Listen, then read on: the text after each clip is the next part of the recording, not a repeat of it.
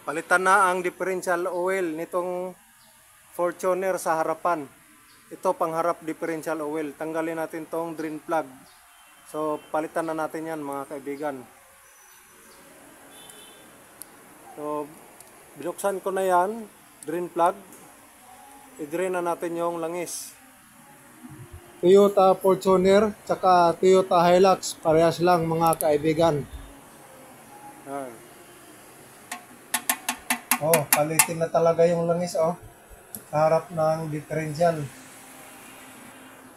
Tapos yung filler plug nandun banda sa itaas. Ito oh. Dito ka magta-top up ng langis. Dito ka maglagay ng langis sa itaas. Yan yung filler plug niya sa taas. Tapos salinan natin ng langis.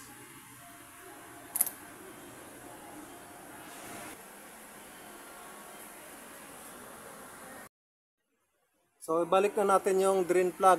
Yung drain plug linisin nyo mga kaibigan ha, kasi may mga ribaba yan. Okay, balik na.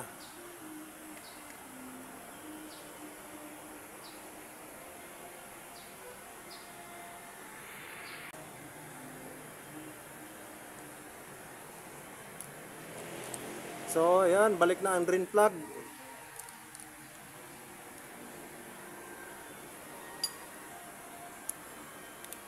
Higpitan. Okay, katamtaman lang ang higpit. Pag matigas na yun, mahigpit na yan. So itong alin mga kaibigan na pangtanggal dito sa drain plug, numero 10 yan, number 10 alin. Okay. Ganon din sa taas, number 10 din yan sa taas.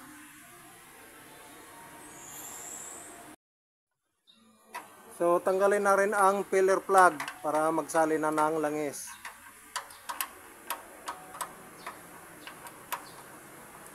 Yan. So ito ang pangsali natin sa differential. 140. Okay. Kahit anong brand, basta ang viscosity is 140 sa 8. So isali na natin ang gear oil.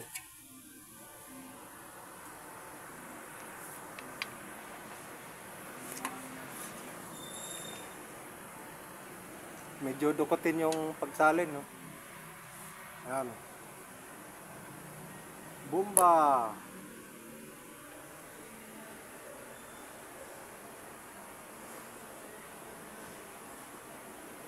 Bomba! Bomba! Pag napuno yan, tatagas lang yan pag mapuno. Lalabas dyan ang oil.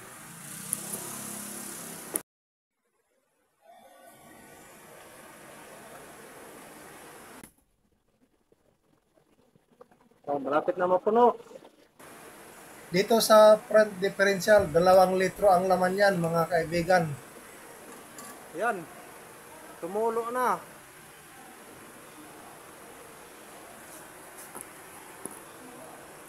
Yan, tumulo na yung gear oil.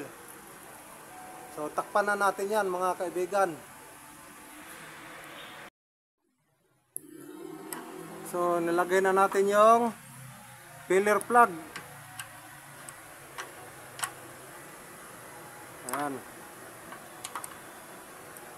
At higpitan. Huwag niyong kalimutan higpitan mga kaibigan ha.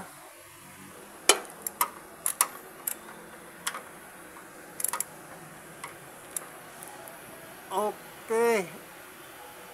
Oh, mahigpit na.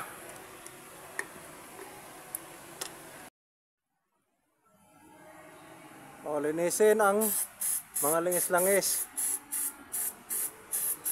Ayan.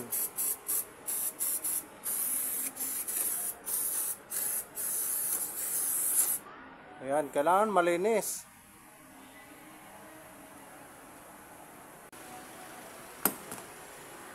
So, sunod sa likuran naman mga kaibigan, palitan natin yung gear oil sa likuran. O, tanggalin ang drain plug para ma-drain na ang gear oil. O, sahurin natin yung langis para hindi magkalat.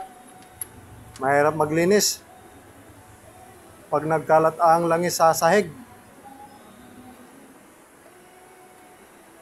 Ayan, tumutulo na. Oh. Ayan, oh. Oh. Tignan nyo yung gear oil. Maitim na yung gear oil, oh. Sa rear differential. Mahigit 200,000 ang tinakbo nitong saksakyan na ito. Malamang hindi ito napalitan ng mga gear oil noong 100,000 kilometers pa lang ang takbo. Ayan o, ang itim ng langis. Maraming ribaba ang drain plug o. So mga kaibigan, kailangan linisin natin ang drain plug bago ibalik. Yung mga ribaba na dumikit yan sa drain plug. Yung drain plug merong magnet yan, kaya dyan naninikit yung mga ribaba. Pumapatak na lang ang langis. O, lagyan na natin ng drain plug. Balik na natin. At magsalin tayo ng langis.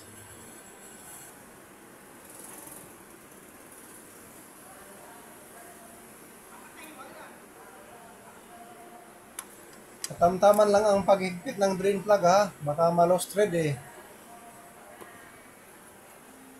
O, ilagay na natin yung hose pump at magsalin na tayo ng gear oil.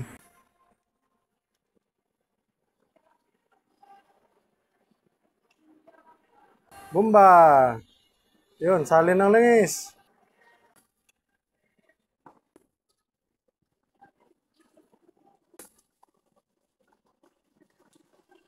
O, ito, pangalawang litro na mga kaibigan.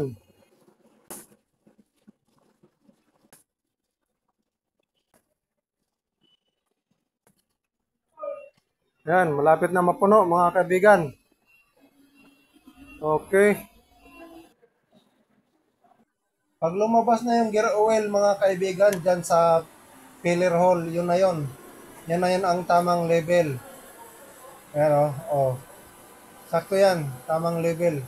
3 litro ang nagamit ko dyan sa rear differential na gear oil mga kaibigan.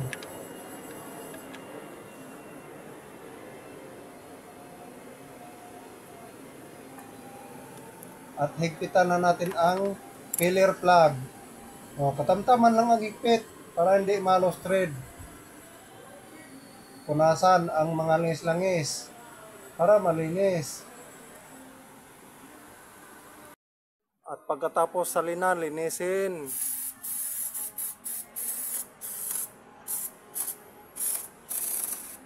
Yan, para matanggal yung langis-langis.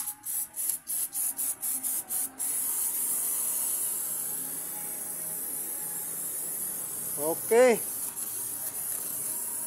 Ayos na yan mga kaibigan, malinis na yan. Mamaya matuyo na yan.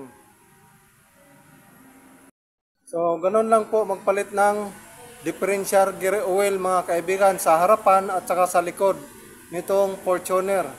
At ganun din sa Hilux, parehas lang sila ng Hilux. So hanggang sa muli mga kaibigan, maraming salamat po sa inyong pagpanood. Sana i-subscribe niyo po ang aking channel. Maraming salamat, hanggang sa muli. God bless po.